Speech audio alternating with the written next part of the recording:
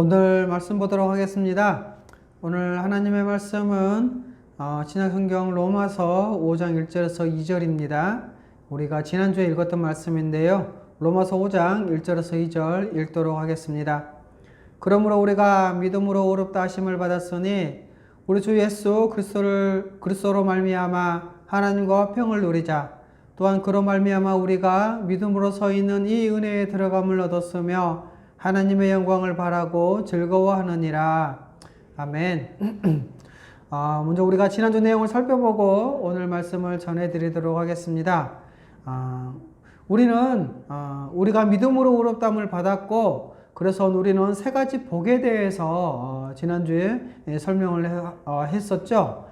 첫 번째가 뭐냐 했을 때 바로 하나님과 화평을 누리는 것이고, 그 두 번째는 은혜에 들어감을 얻는 것이고, 그 세 번째가 하나님의 영광을 바라고 즐거워한다라고 했어요. 그런데 이 첫 번째 하나님과 화평을 누리는 것과 두 번째 은혜에 들어감을 얻는 것은 다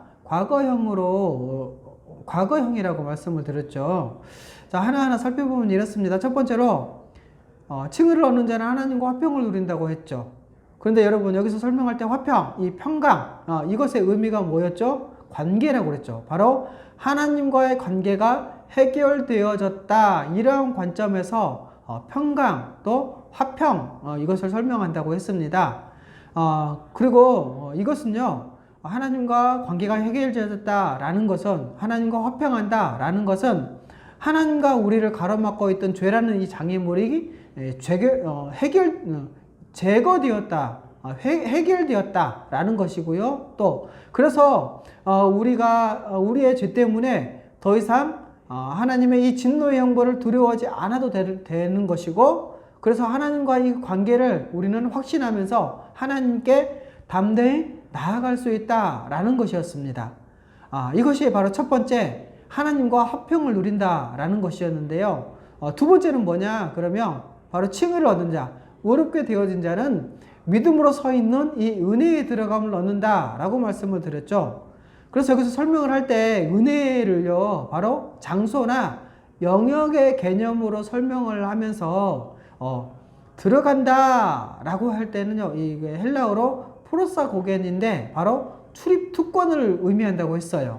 그래서 이 출입 특권으로 설명을 하면서 은혜에 들어갈 수 있는, 그러니까 은혜의 장소나 은혜의 영역, 은혜의 자리에 들어갈 수 있는 특권을 얻었다라고 설명을 했죠. 여러분, 우리는 예수 그리스도를 믿음으로 말미암아 이미 은혜의 자리에 들어갈 특권을 얻어서 지금 은혜의 자리에 들어가 서 있기 때문에 우리는 그 은혜를 누리면 되는 것이죠. 여기까지가 지난주에 말씀드린 내용인데요. 오늘은 지난주에 이어서 계속해서 그러면 특권으로 인해 누리는 하나님의 은혜가 무엇인지, 그리고 우리가 얻게 되는 영광에 대해서도 살펴보도록 하겠습니다. 먼저 특권으로서 누리는 그 하나님의 은혜는 무엇인가? 바로 첫 번째가 하나님의 자녀로서, 다시 말해서 자녀로서 하나님 아버지와 교제 또는 그 임마누엘의 임재의 은혜를 누린다는 거예요. 하나님과 더 깊은 임재와 교제 가운데 들어간다는 것이죠. 그래서 요한계시록 21장, 우리가 너무나 잘 아는 말씀이죠. 요한계시록 21장 4절에서는요, 하나님이 우리와 함께 계셔서 우리의 모든 눈물을 닦아주신다라고 하고 있어요. 여러분, 우리 신앙생활의 대부분이 바로 이 하나님과의 이런 교제에 있어야 되지 않겠습니까? 두 번째는 뭐냐? 하나님께서 거룩함으로 우리를 인도하신다는 거예요. 바로 하나님을 닮아가게 하신다는 것이죠. 여러분, 이 은혜의 자리에서 우리가 하나님을 닮아간다, 또 거룩하게 된다, 이것은요 정말 우리에게 있어서는 대단한 일 아닙니까? 하나님과 원수되었던 자가, 하나님의 진노 가운데 있던 자가 이제 하나님을 닮아가고요, 하나님의 자녀가 되어서 거룩하게 된다는 겁니다. 여러분, 도대체 어떤 상태가 되는 걸까요? 그리고 이 영광은 도대체 어떤 것일까요? 베드로전서 1장 13절에서 17절에는 이렇게 말씀하고 있는데 간단하게 15절과 16절만 볼게요. 그냥 다 보도록 하겠습니다. 베드로전서 1장 13절에서 17절입니다. 그러므로 너희 마음에 허리를 동이고 근신하여 예수 그리스도께서 나타나실 때에 너희에게 가져다 주실 은혜를 온전히 바랄지어다. 14절 너희가 순종하는 자식처럼 전에 알지 못할 때에 따르던 너희 사욕을 본받지 말고 15절입니다. 오직 너희를 부르신 거룩한 이처럼 너희도 모든 행실에 거룩한 자가 되라. 기록되었을 때 내가 거룩하니 너희도 거룩할지어다 하셨느니라. 외모로 보시지 않고 각 사람 행위대로 심판하시는 이를 너희가 아버지라 부른즉 너희가 나그네로 있을 때를 두려움으로 지내라. 여러분 15절 뭐라고 합니까? 오직 너희를 부르신 거룩한 이처럼 너희도 모든 행실에 있어서 거룩한 자가 되라. 기록되었을 때 내가 거룩하니 너희도 거룩할지어다 하셨느니라 라고 말씀하고 있죠. 여러분 이렇게 우리가 하나님을 닮아가고 하나님을 거룩하게 닮아가고 또 하나님을 아버지라고 부르잖아요. 그렇기 때문에 세 번째로 바로 하나님께서는 우리 아버지가 되어주셔서 우리에게 필요한 것들을 공급해 주신다는 겁니다. 필요한 모든 것들을 공급해 주신다는 거죠. 여러분 자족이라는 말씀 들어보셨죠? 자족이 어떤 의미인가요? 여러분 자족은요 하나님이 우리에게 필요한 것을 주신다라는 이러한 개념을 근거로 하고 있어요.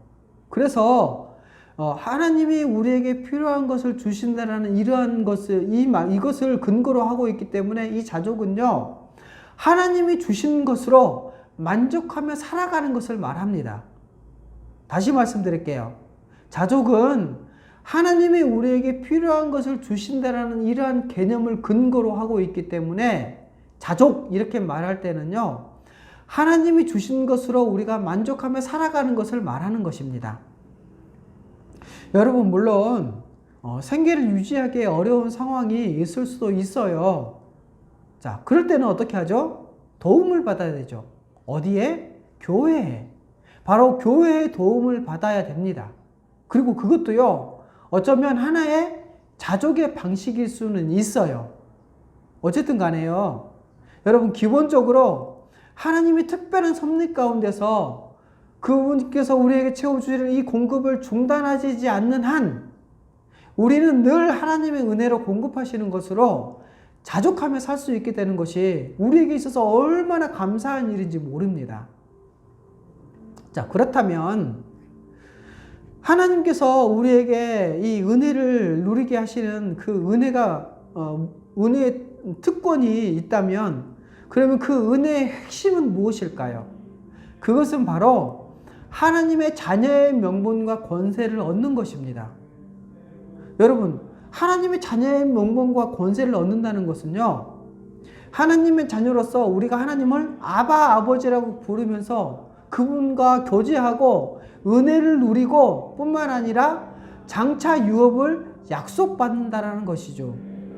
갈라디아서 4장 6절에서 7절 이렇게 말씀합니다. 너희가 아들임으로 하나님이 그 아들의 영을 우리 마음 가운데 보내사 아빠 아버지라고 부르게 하셨느니라. 그러므로 내가 이후로는 종이 아니요 아들이니 아들이면 하나님으로 말미암아 유업을 받을 자니라. 또 요한복음 1장 12절이죠. 영접하는 자 곧 그 이름을 믿는 자들에게는 하나님의 자녀가 되는 권세를 주셨으니. 여러분, 자녀의 명분과 권세를 설명할 때요, 하나님을 아빠 아버지라고 부르면서 하나님 앞에 마음껏 나아가서 마음껏 구하고 받은 것으로 설명을 합니다. 이것이 은혜의 주된 내용이 아닐까, 은혜의 핵심이 아닐까 생각을 해요. 그래서 여러분 목회자와 신학자들은요, 이것을 하나님의 자녀로서 누리는 기도로 설명을 하고 있다라는 거예요. 여러분, 우리가 예배 때마다 주기도문을 외우죠. 주기도문을 고백합니다. 이때 시작되는 주기도문의 처음에 시작이 뭐죠? 하늘에 계신 우리 아버지여 이렇게 고백을 하잖아요. 원문에는 이렇게 돼 있대요. 맞는지 모르겠는데 파테르 헤몬호 엔토스 우라노스 이렇게 되어 있대요. 다시 말해서 원문의 순서는요.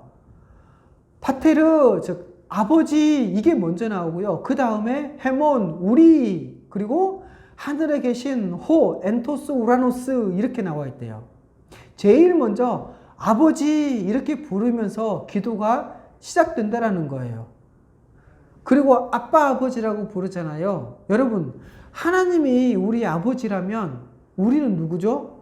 바로 하나님의 자녀입니다.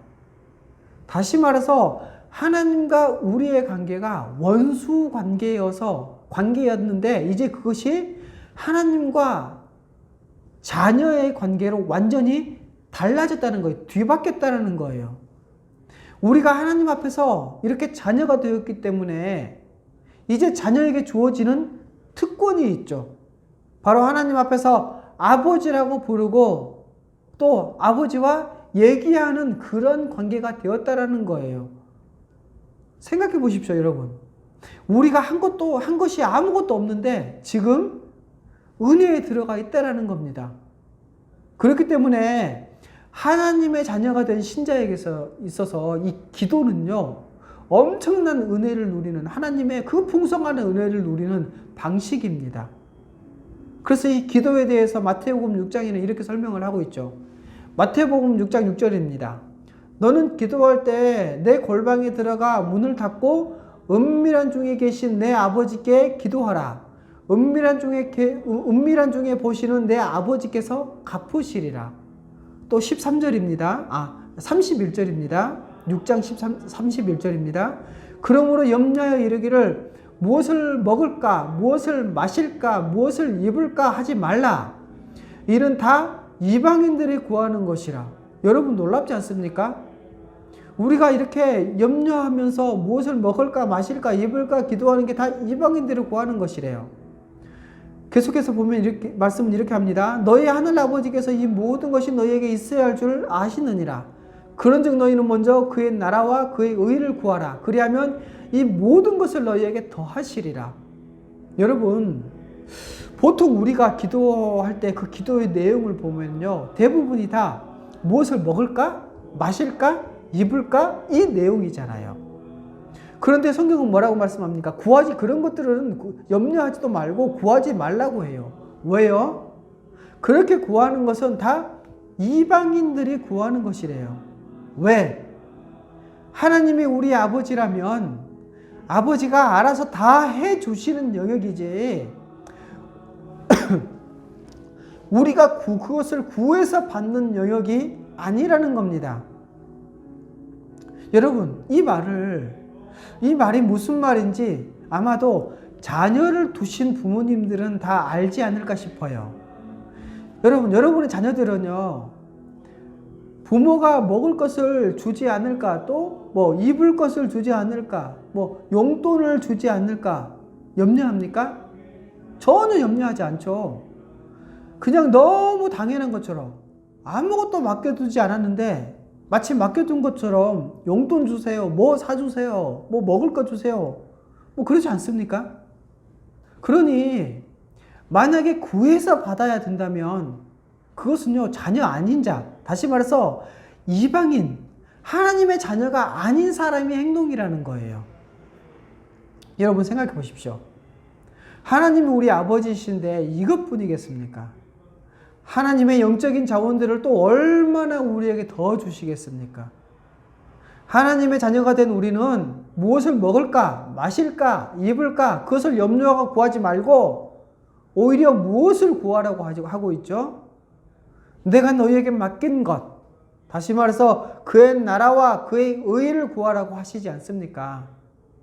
여러분, 우리가 하나님과 아버지와 자녀의 관계로 들어갈 때는요, 이미 은혜에 들어가 있고요, 거기서 마음껏 누리는 것이기 때문에 어떤 부분에 대해서는 구하지 않아도 된다는 거예요. 여러분, 물론 어떤 특별한 경우에는요, 하나님의 섭리 가운데 정말 구해야 될 때가 있어요. 근데 여러분, 사실 우리의 기도가 근본을 의심하게 하는, 다시 말해서 마치 하나님이 주지 않을 것 같아서 그래서 불안해서 구하는 기도는 하면 안 될 것입니다. 그렇게 구하는 기도는 안 되겠죠. 여러분, 우리는 이미 마음껏 누리면서요, 이미 하나님께서 우리에게 은혜를 주셨기 때문에 그것을 마음껏 누리면서 당당하게, 그리고 그 이상의 것들을 구하며 살아가는 인생이 되어야 하지 않겠습니까? 왜? 아버지 되신 하나님께서 주시는 은혜이기 때문에요. 요한복음 16장 23절 이렇게 말씀합니다. 그날에는 너희가 아무것도 내게 묻지 아니하리라. 내가 진실로 진실로 너희에게 이르노니 너희가 무엇이든지 아버지께 구하는 것을 내 이름으로 주시리라. 또 여러분, 아버지 되신 하나님이 주시는 은혜를요, 우리는 이제 누리죠. 그래서 날마다 아버지께서 우리에게 필요한 것들을 공급하시며 우리를 돌보십니다. 그래서 우리는 이 기도를 하고 있죠. 주기도문은 이렇게 시작하잖아요. 이렇게 고백하잖아요. 우리에게 일용할 양식을 달라고요. 우리에게 이렇게 일용할 양식을 주시기 때문에 우리가 이렇게 구하는 거예요. 이렇게 하는 것입니다. 우리가 이것을 하나님께서 안 주시니까 하는 게 아니죠. 하나님이 주시는 것을 우리는 다만 이 기도를 통해서 확인하는 것 뿐이죠. 또 여러분, 우리는 이 주기도문에서 그런데 궁금한 게 있죠. 왜 일용할 양식, 하루분의 양식만 구해야 하는가라는 겁니다. 혹시 여러분 그것에 대해서 아십니까? 바로 다음 날도, 오늘뿐만 아니라 내일도, 다음 날도 우리 아버지께서 주실 것을 믿기 때문에 굳이 이틀치를 구하지 않는다는 거예요. 그런데 만일 이틀치, 아니 한 달치 혹은 1년치를 미리 받아서 하나님이 공급하심이 없이 내일의 안전을 미리 확보하려는 것은요, 우상숭배와 같아요. 여러분, 하나님이 광야에서 하나님의 백성들에게 만나를 주셨다는 거 기억하십니까? 이때 하나님께서 말씀하시죠. 만나를 거둘 때 하루분만 거두라고요. 그런데 이스라엘 백성들이 어떻게 합니까? 불순종하고 이틀분을 거둬들였죠. 그런데 어떻게 되었나요? 썩었습니다. 그래서 신앙이 있어서요, 만나만 썩는 게 아니고 그것을 더 불순종하고 더 걷는 그 사람도 썩는다라고 표현을 하더라고요. 그래서 여러분, 우리는 내일 일을 오늘 염려하지 않죠. 우리는 내일 일은 내일 염려합니다. 왜요? 그날 하나님이 주시는 것에 대해서 구하면 되기 때문에 그래요. 그날 구하는 것으로 끝나면 됩니다. 왜냐? 하나님이 공급해 주실 것을 믿으니까요. 이렇게 구하고 나면 여러분, 이제 우리는 더 이상 염려하지 않는 자들이죠. 왜냐? 전능하신 그분이 우리 아버지이시기 때문에, 우리 아버지 되신 그분이 우리에게 필요한 모든 것을 공급해 주실 것을 믿기 때문에요. 그래서 여러분, 이제 신자는요, 무엇을 구하며 사는 존재입니까? 바로 하나님의 나라와 의를 위해서 구하며 사는 존재가 우리라는 겁니다. 신자의 삶이라는 것이죠.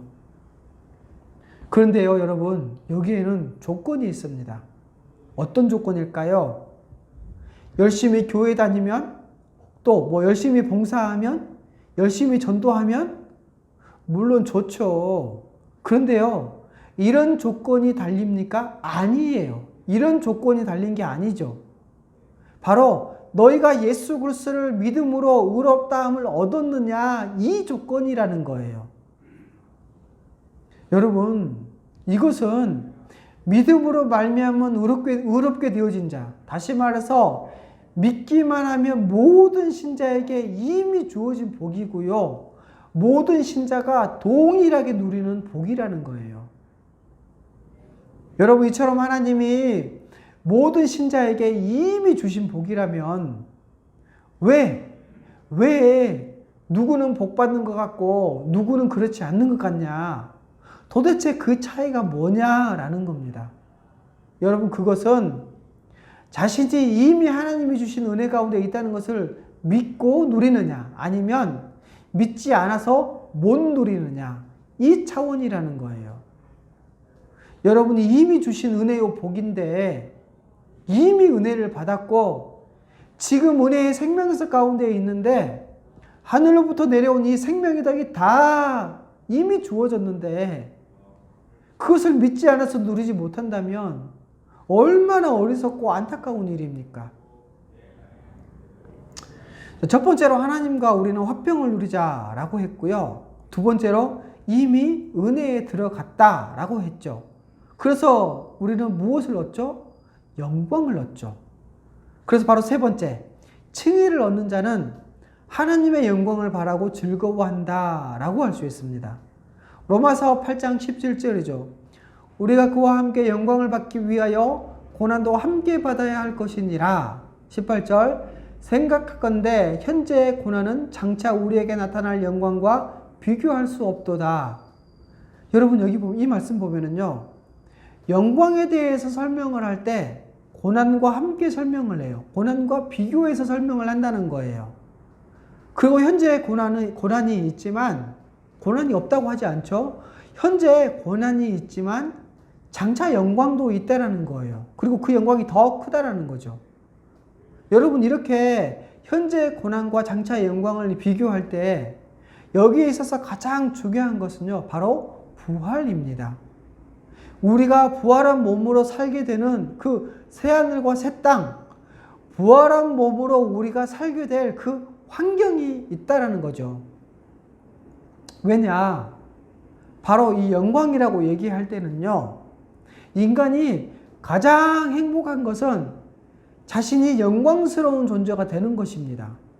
그리고 그 다음에 바로 가장 행복한 삶의 환경, 이 새하늘과 새 땅, 죄가 들어오기 전에 하나님이 창조하신 세상, 주님이 재림하셔서 완성될 그 새하늘과 새 땅이 조성되는 것이죠.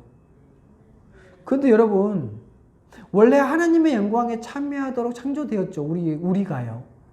그런데 타락으로 인해서 이 영광을 잃어버렸습니다. 그렇기 때문에 여러분, 타락 이렇게 말할 때는요, 바로 하나님의 영광의 상실, 이것을 떠올리면 됩니다. 그래서 로마서 3장 23절 이렇게 말씀하고 있잖아요. 모든 사람이 죄를 범하였음에 하나님의 영광에 이르지 못하더니. 조금 전에 말씀드렸던 것처럼 원래 우리는요, 하나님의 형상대로 창조되어진 고귀한 존재이고요, 하나님의 영광에 참여한 자였습니다. 우리가 그런 영광스러운 존재로 영광스럽게 살도록 창조되었는데 바로 범죄함으로 타락으로 말미암아서 영광을 잃어버렸죠. 그래서 여러분, 우리 인간에게, 우리 신자에게, 우리 인간에게 최대의 바람은 뭔 줄 아십니까? 바로 하나님의 영광을 바라고 그 하나님의 영광에 이르는 것. 이것이 우리 인간의 최고의 바람이고 소망이라는 거예요.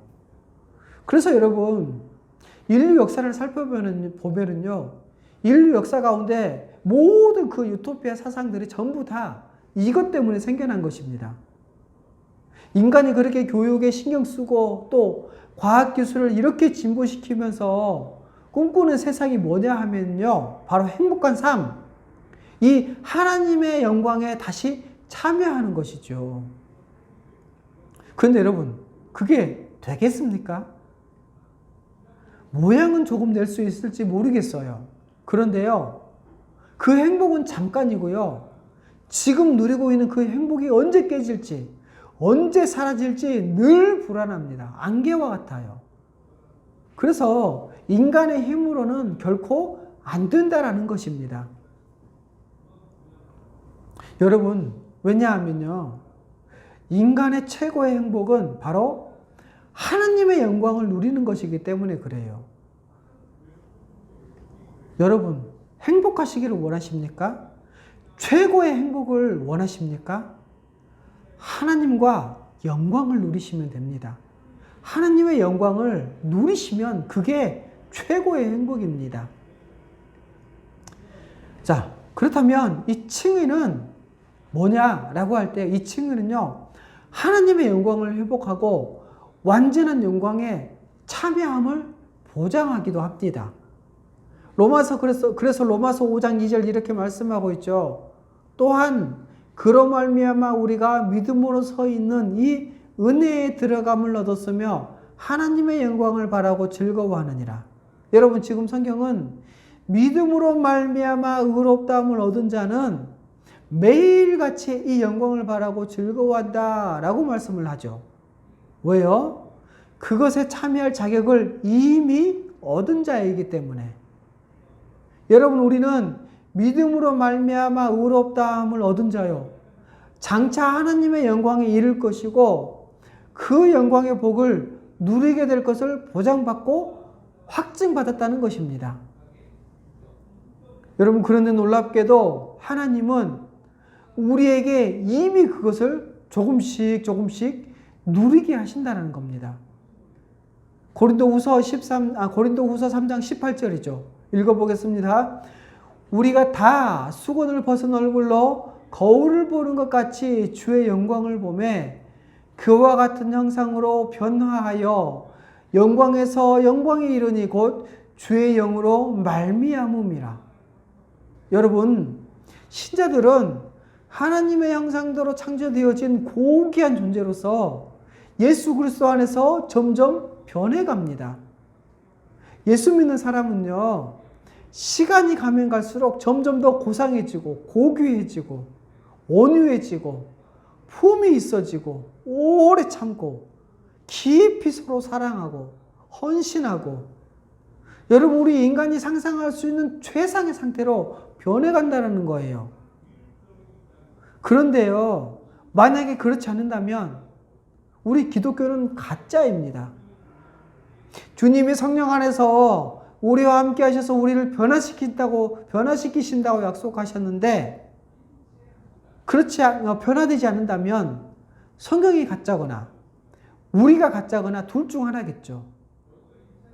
여러분, 만약에 정말 성령이 우리와 함께 하셔서 우리를 그렇게 변화시킬 수 있다면 시간이 가면 갈수록 점점 마음 깊은 곳에서부터 우리가 고상해지고 선한 것들을 사모하고 거룩을 흠모하고, 그래서 주님처럼 닮아가게 되어 있고, 그와 함께 있는 사람들은 덩달아서 큰 유익을 얻고 그 빛을 쬐게 될 것입니다.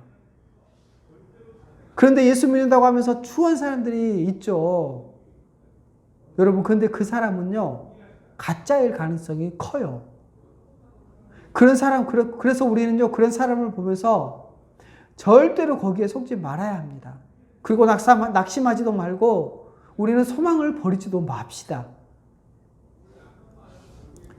또 우리는 하나님의 자녀로서 하나님의 자녀들이 장차 이르게 될 영광이 있다라는 거죠. 그래서 여러분, 신자들은요, 이미 성령 받은 자로서 또 주의 영광을 보는 자로서 이 땅에서 이미 영광을 누리고 있고요, 영광에서 영광으로 이릅니다. 영광이 점점 더 커진다는 거죠. 그리고 이 땅에서 영광이 점점 더 커지면, 그렇게 하면 마지막 그 영광에 도달할 것을 확증할 수 있다는 거예요.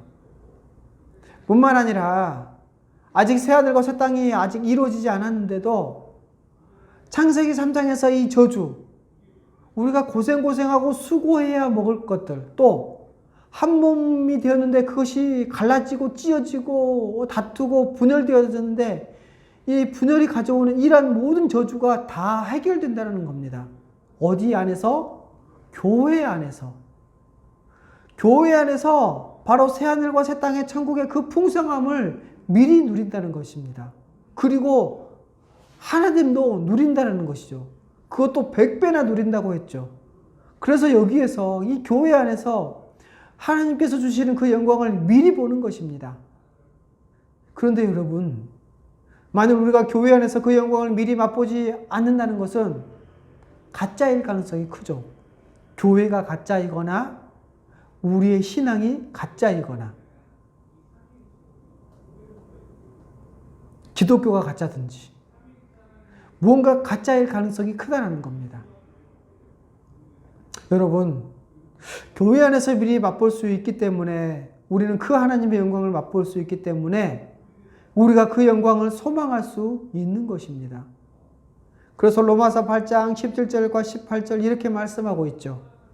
자녀이면 또한 상속자 곧 하나님의 상속자요 그리스도와 함께한 상속자니 우리가 그와 함께 영광을 받기 위하여 고난도 함께 받아야 할 것이니라. 생각하건대 현재의 고난은 장차 우리에게 나타날 영광과 비교할 수 없도다. 여러분, 우리가 하나님의 영광을 받기 위해서는요, 고난도 함께 받아야 한다고 했는데, 자, 그러면 왜 그렇습니까?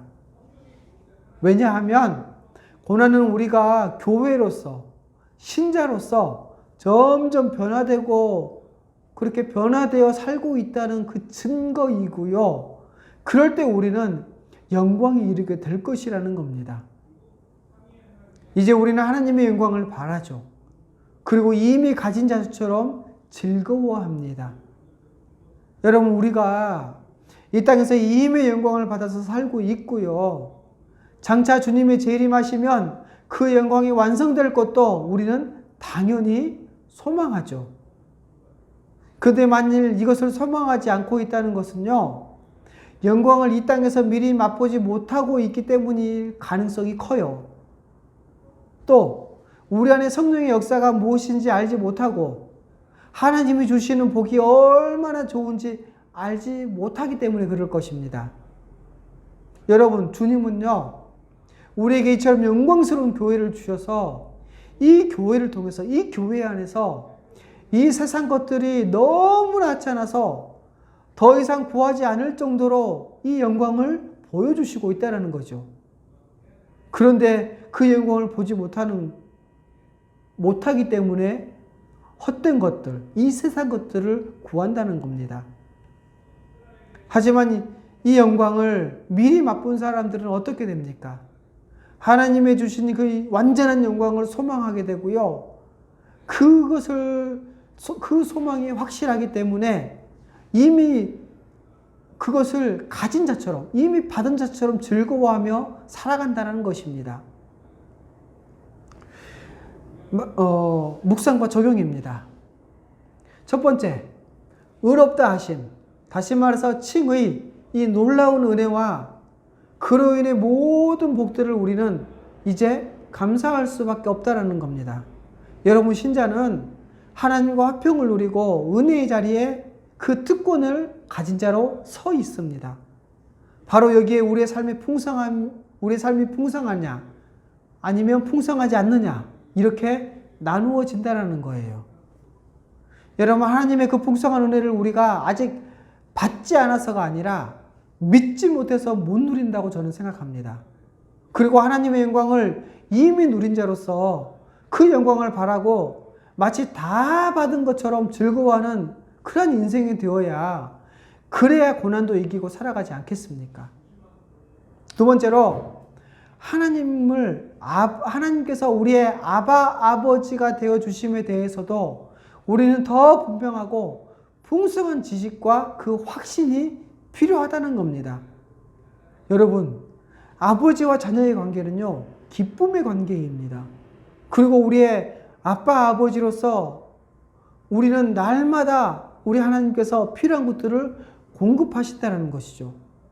그리고 우리에게는 기도가 있습니다. 그래서 여러분, 이 기도는요, 의무가 아니라 바로 자녀가 누리는 특권이라는 거예요. 여러분, 우리는요, 기도로 하나님 아버지 되심을 누린다는 겁니다. 그리고 우리는 날마다 필요한 것들을 기도함을 통해서 기도로 간구하죠. 그래서요, 여러분, 이 기도 신학의 이 출발점은요, 기도의 방법에 있지 않다라는 거예요. 기도의 방법에 있지 않고 관계에 있습니다. 바로 하나님 아버지와 친밀함에 있다라는 거예요. 그래서 여러분, 우리는 하나님을 아버지라고 부를 수 있는 것이죠. 그렇기 때문에 여러분, 어디선가 누구에겐가 기도할 때 자세를 똑바로 해야 한다거나, 또는 엘리야의 기도처럼 무릎 사이에 얼굴을 받고 기도를 해야 한다거나, 기도를 할 때 오랫동안, 그리고 또 아주 마음을 다해 간절히 기도해야만 된다라는 이러한 접근 방식은 옳지 않습니다. 왜요? 바로 기도는요, 하나님과의 관계, 이 친밀함의, 아버지와 자녀로서의 친밀함의 관계에 있기 때문에 그래요. 그래서 여러분, 우리는 기도를 일상화시켜야 되고요. 기도의 내면화가 필요하고요. 또 이 기도의 확신이 필요합니다. 우리가 기도할 때 하나님께서 응답해 주실 것을 확실하는 이 확신이 필요한 거죠. 여러분, 우리는 24시간 내내 아버지의 품 안에 살고 있다는 것을 기억하십시오.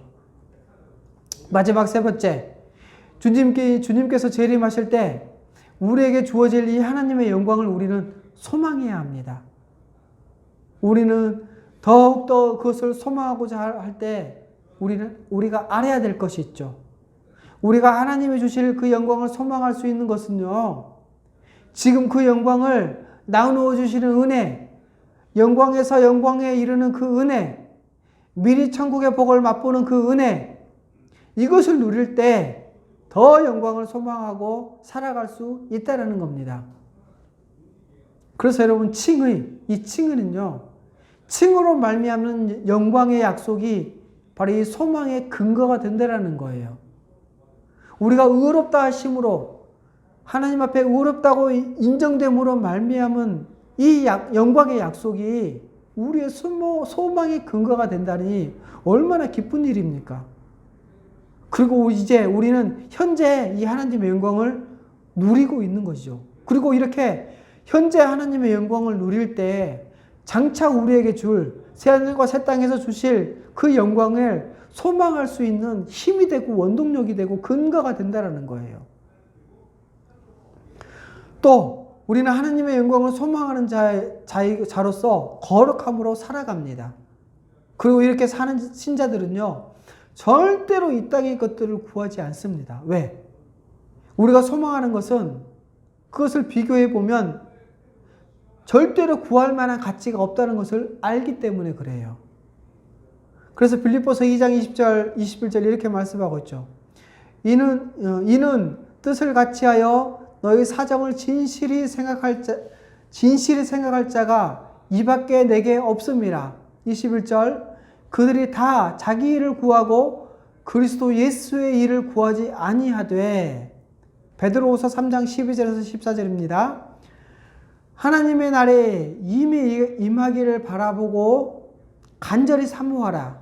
그 날에 하늘이 불에 타서 풀어지고 물질이 뜨거운 불에 녹아지려니와 우리는 그의 약속대로 의가 있는 곳인 새하늘과 새 땅을 바라보도다.